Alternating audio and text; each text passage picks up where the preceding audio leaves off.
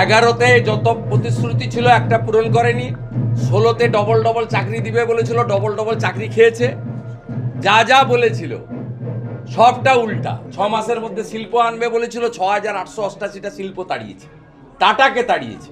1000 টাকা 1,500 টাকা কি হয়? ভারতীয় জনতা পার্টিকে আনতে হবে। চাকরি যদি পেতে হয় বিজেপিকে আনতে হবে। মহিলাদের যদি রাত্রিবেলা কাজের জন্য, ধর্ম পালনের জন্য, যে কোনোভাবে বাচ্চার পড়াশোনার জন্য রাত্রে বেরোতে হয়, নারী সুরক্ষার জন্য বিজেপিকে আনতে হবে।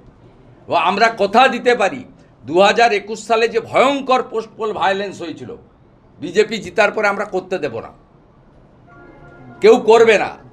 আমরা কথা দিতে পারি সব দল থাকবে, সবাই শান্তিতে থাকবে, কারোর কোনো আক্রমণ হবে না। 300 জন খুন হয়েছে পশ্চিমবঙ্গে।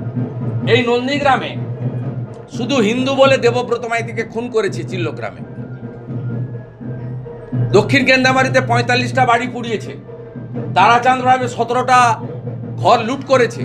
এগুলো কেউ ভুলে যায়নি, এগুলো কেউ ভুলে যায়নি। রাজনীতিটা একদিনে হয় না।